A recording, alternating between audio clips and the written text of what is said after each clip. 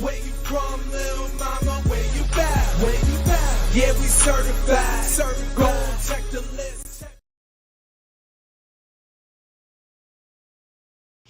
Yo, what's going on, everybody? This is State to the Point Radio on WFBS 98.1. Yeah, I had to stop for a second. Duel.com because I stopped. I've been drinking just a little bit. But Duel.com, FB Media Group, you know what I'm saying? We are State to the Point Radio. I am your host, Saya Wave. And I'm Chandra. Fuego Beats. And Chandra. Yeah, see, no, this Chandra's before Fuego. Yeah, know that. You know what? I'm being real. Yeah. You are second, girl. You didn't even know. All right. So funny. All right. So yeah. See, this is how long we have been away from each other because I know we had this cohesive thing going on, and all of a sudden y'all already stumbling at the beginning of this shit. I know. We'll get it back. Facts. All right. All right, so with that being said, I know y'all see me earlier testing out the mics.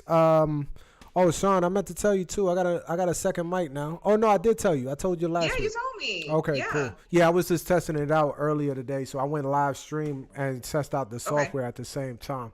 So I went live stream just testing it out, seeing how it sounds, but I like it. Good. Okay. So we are here. We finally here together. It's good to see everybody. How's everybody doing? I know we've been hella busy as you, obviously, So how's everybody? I'm chilling for the most part right now. Just handling business, the fam, all that. Word. Okay. And I'm good. No complaints. God is good. So busy week, but yeah. Amen. All right, so we got everybody on a Barry White shit and chilling and all that, not getting excited, but it's all good. Yo, I'm tired. You're so funny. Yo. I'm tired as fuck. So I'm about to get mellow now. I know everybody obviously knows from everybody, even people that don't know the person, but rest in paradise to Nipsey Hussle. First and foremost.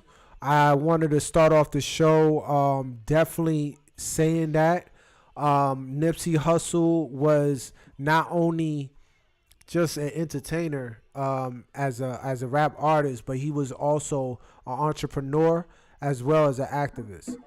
Absolutely. He was heavy in his community. He did a lot of major things for his community. I mean, he employed a lot of locals. Down to the homeless. He was an amazing person from what was told, what was interviewed from multiple people in the area in Los Angeles. Oakland, and Compton.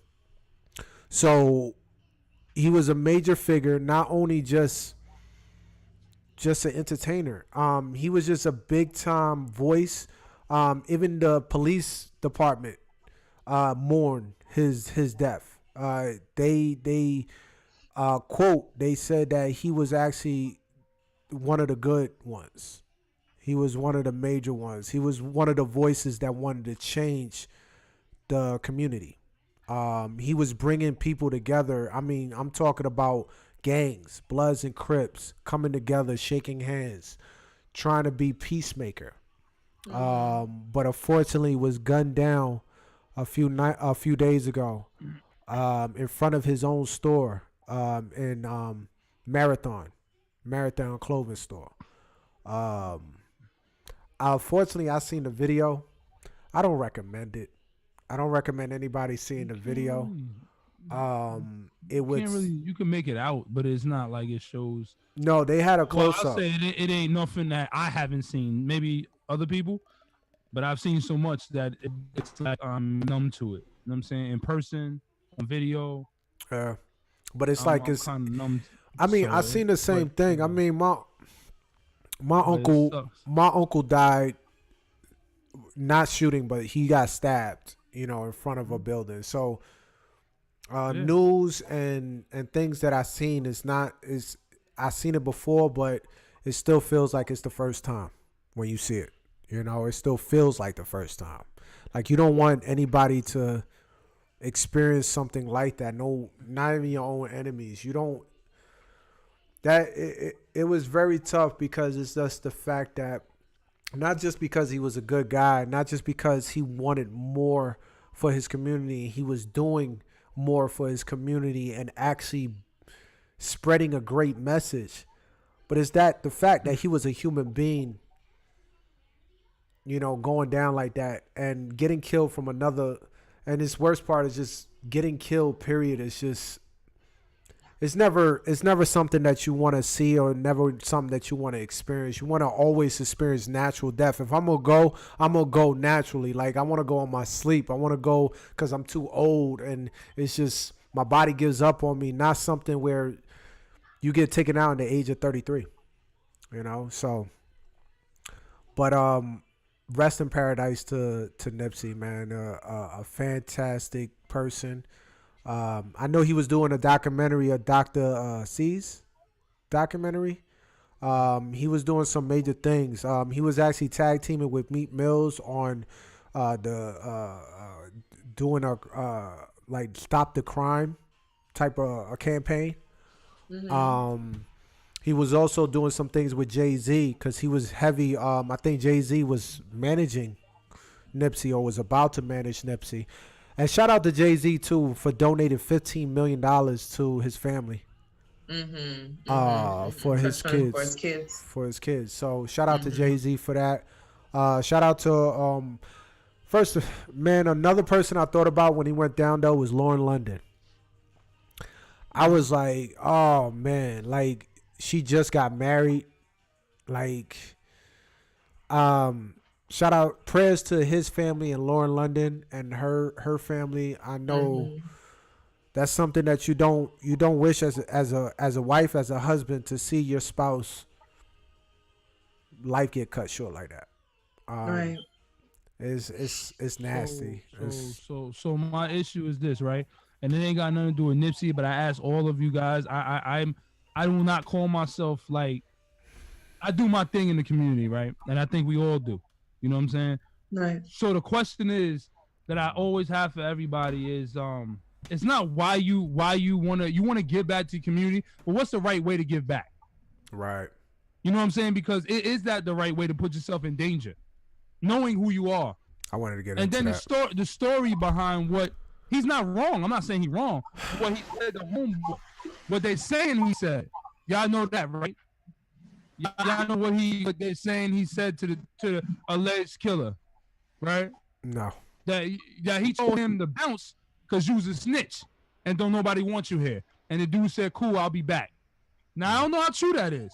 And I'm saying he ain't wrong for doing it. He actually trying to protect your ass, really. He tell you, yo, you stay around here. I don't know how it could have been like, yo, dude, people calling you a snitch. You might want to, ease back from here because we can't have that around here. We can't have the drama, and I don't want you to get hurt, and I don't want nobody of my people to get hurt. You just got mad. I don't know, but that's what people saying. It's a lot of things. People saying conspiracy because he was working with the doctor. It's gonna be a lot of that. But in general, my question is always when we try, and it's hard because, like I said, I'm out here. I'm doing the same thing, and you're doing the same thing, and it's like, what's the right way? Because people just hate it. They're just jealous. You know what I'm saying? So it's like, but for them to do what they did to him, that shit was against him. Something happened there. You know what I'm saying? Like to shoot a man 5 times in the chest, then come back and hit him in the head. That's something that was targeted. That's a targeted thing, not a hit as in like on some mafioso, but that's something there. Again, I'm not saying he was wrong, right? I don't know the story. I'm not saying that, but it's like the dude was trying to get back. You know what I'm saying? Who was there protecting him? No one. Yeah, He's supposed to have bodyguards. You supposed to know this. But see, this is my thing. Weird. He was in his own hood, and see, my thing. That's always the case, though. Always the case. Yo, my cousin got bodied in front of his building, and he was on the block still. Don't get me wrong, but he was doing good for the community too, over there in Harlem. Young boy bodied him. It's not saying it's a right thing, but it always is your hood. Because you wouldn't be posting up in somebody else's hood. Right. It's always your hood. You know what I'm saying? And it's always your people that are close. like always. And it's just like I don't know, man. I just like, what's the right way? But that's why people don't like helping out the hood. They don't like doing that. And in reality, I kind of ask myself, why are some of these celebrities, like why was Merlin Santana in Compton? For what reason? Why are you in the hood and you this guy? Like the point is getting out of there.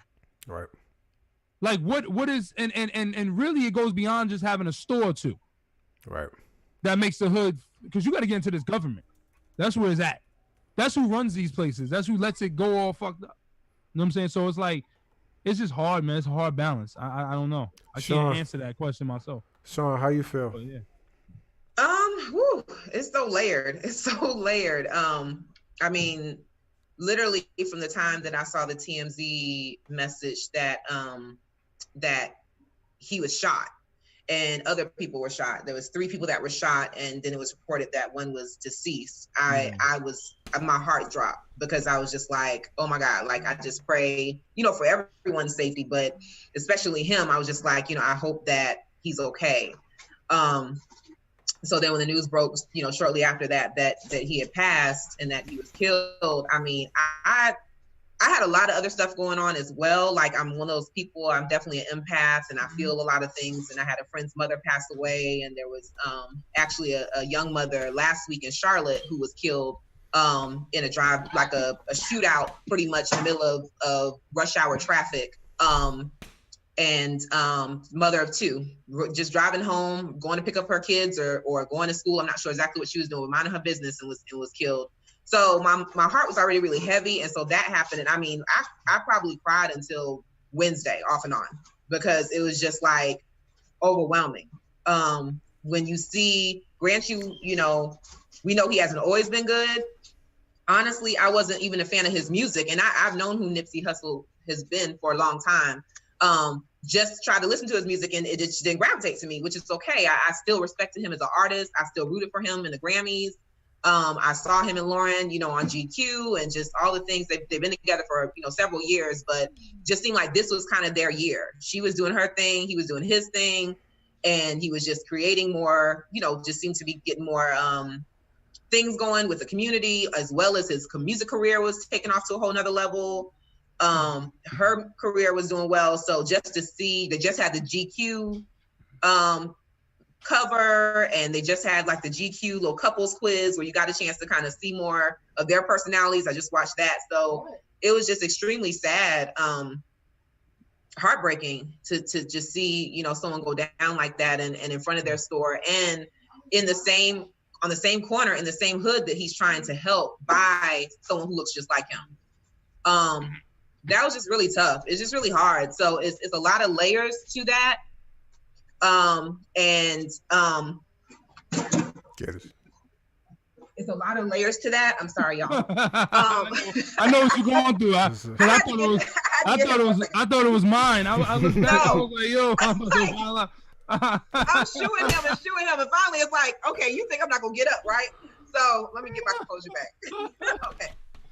Yeah, but yeah, so it was really tough, and I'm still processing it. Now you have all the conspiracy theories that are out here in regards to the police being involved or the government being involved and the documentary and all that stuff.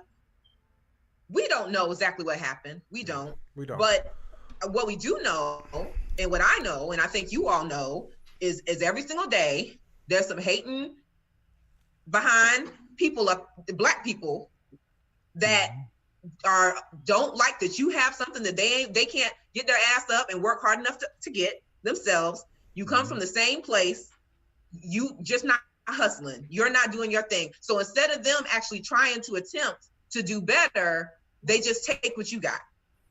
And so I feel like, I want to ask you something. it really, I personally think that happens every day. So that's not a conspiracy to me. So if it ends up being just as simple as him coming up to the store, he's an aspiring artist.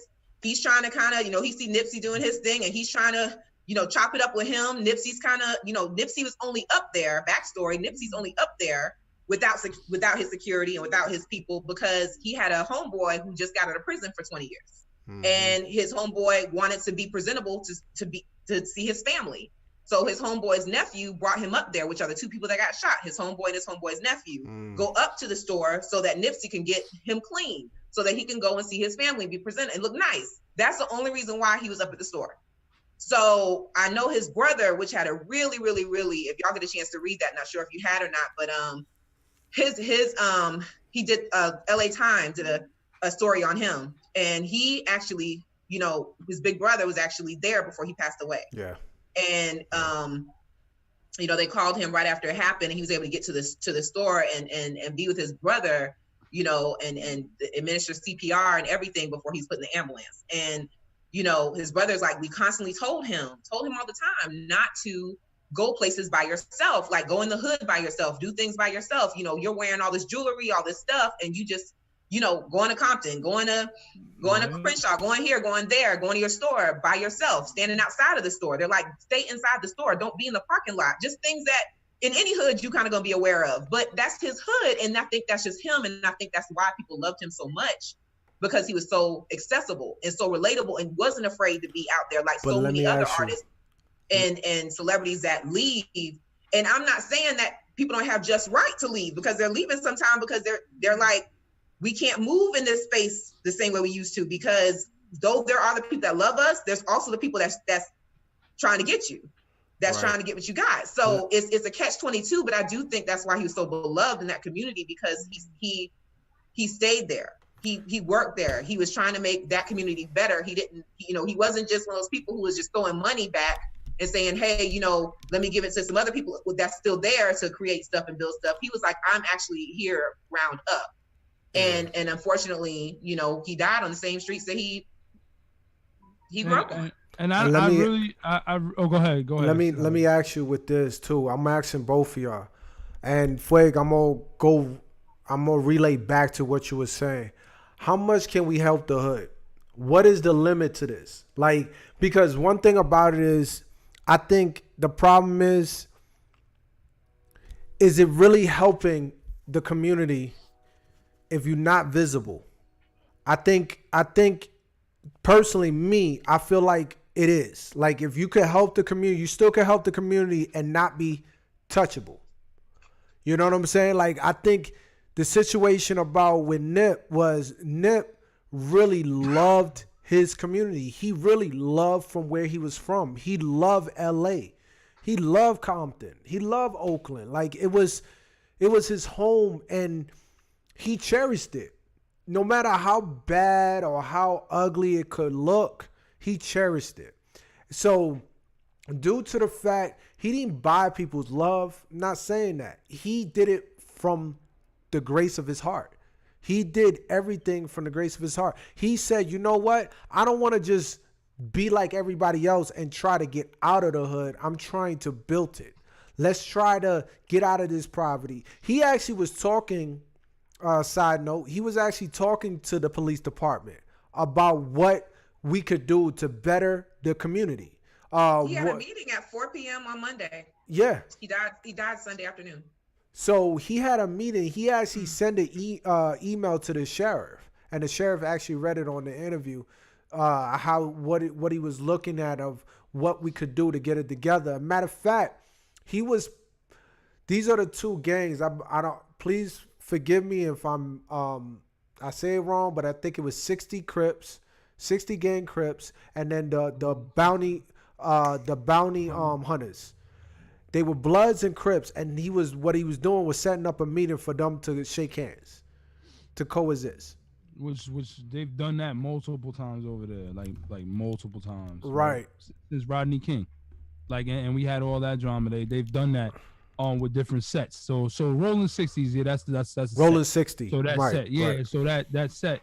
And I'll go into that later. What we were talking about on the phone. Right. I'll get into that later.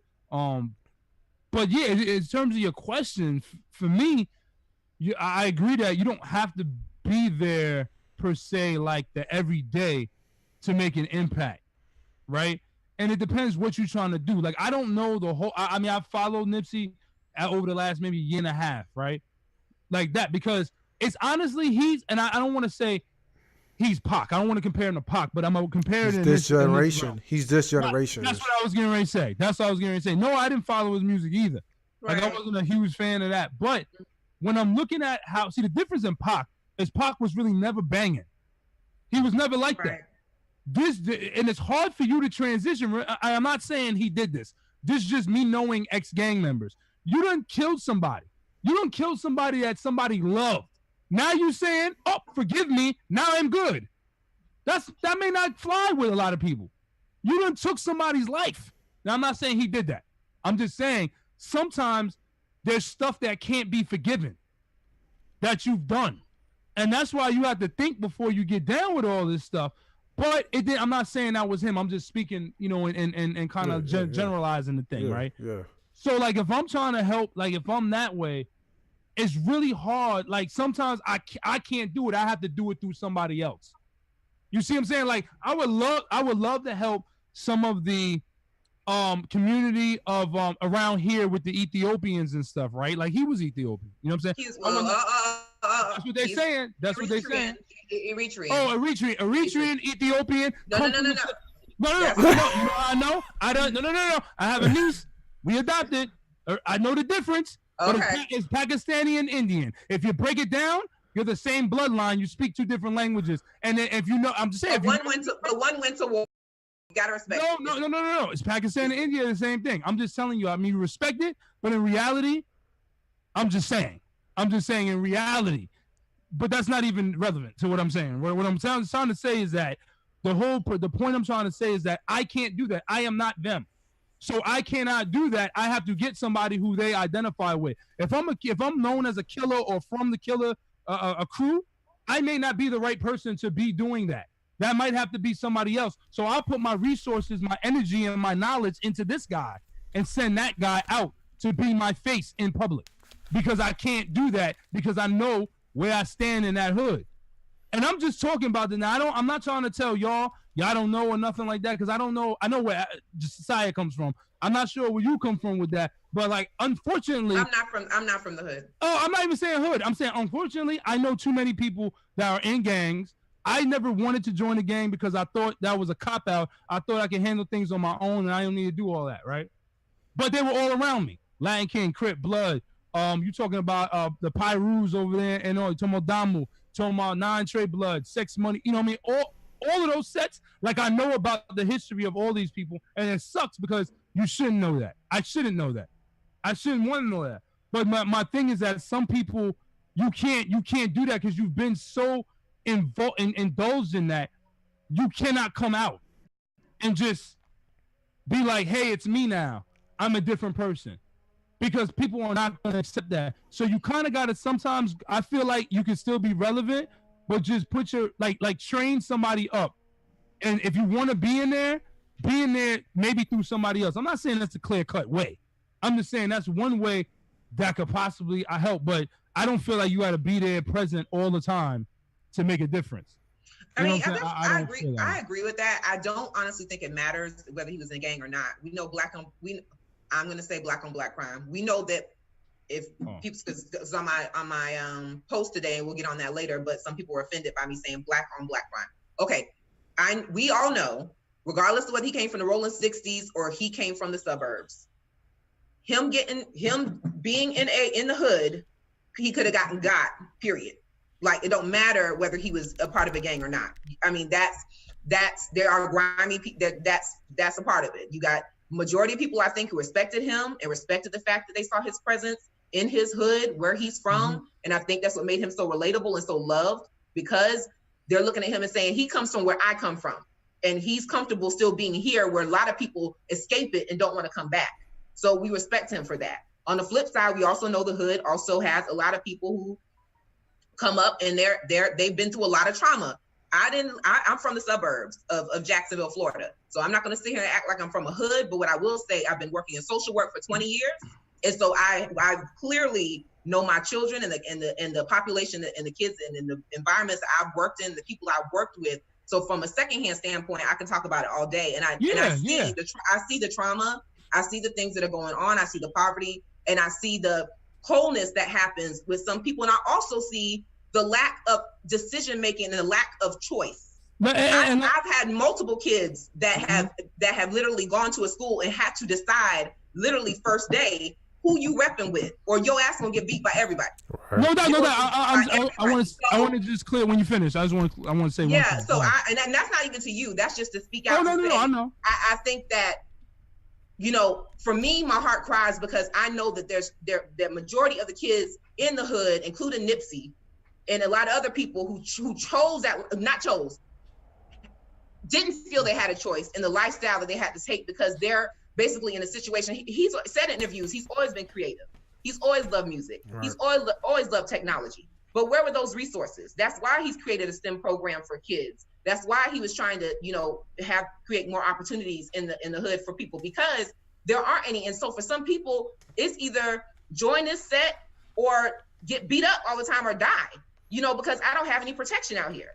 I don't have protection when I'm going, from place to place. So it saddens me so much because there's so many youth that are feeling like they have to decide to do this. And then there's some who don't. And if you didn't, and for you, you're saying you were around it and you clearly didn't make a choice. But it's so many people, so many kids that did. And I know he came from that walk of life, but I appreciate the fact that he was able to get through that and then get back to finding him.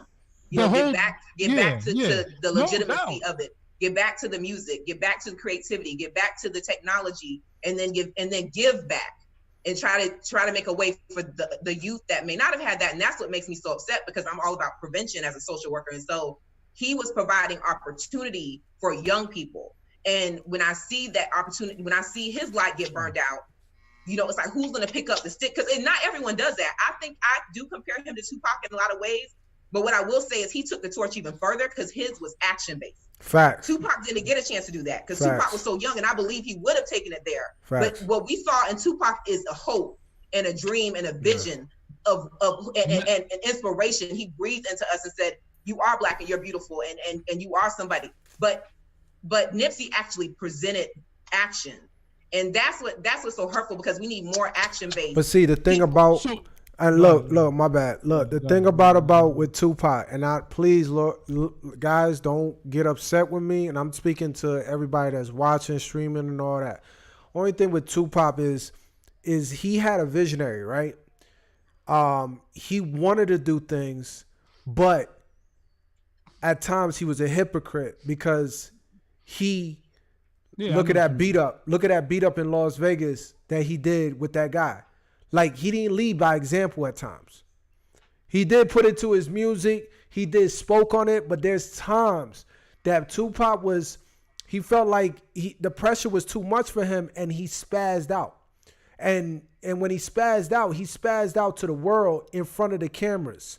So everybody's seen it. So if you got a kid that it looks at Tupac like a hero, that looks at Tupac as a role model, and then you see Tupac beating up on this dude in Las Vegas because there was some type of beef with a certain gang. Like, it's like, bro, what the fuck, man? Like that's not a good example there. Like, and again, this is not, Tupac is legendary. He was. I mean, I rep the fact that his parents was Black Panthers. They were powerful, and they were trying to make a way. And I know he was caught up where he had to do certain things, but due to the fact that you are now at a certain platform and you have to lead by example, yo, if anything, you let other people handle that. Why are you in the mix of this shit? Stop trying to rep something that first and foremost you're not. Okay. But to his credit, he also, and then Fueg, I want to hear what you got to say in rebuttal. He was 25. Nipsey was 33. I just want us to live to be able to have wisdom, because even at 40, I'm still learning. You know what I'm saying? Like, it's things that when I was 25, I did something completely different when I was 33 to when I was 40. I'm gonna rebuttal real quick. Okay. The fact that he's from where he's from, okay, unfortunately, you have to grow up fast.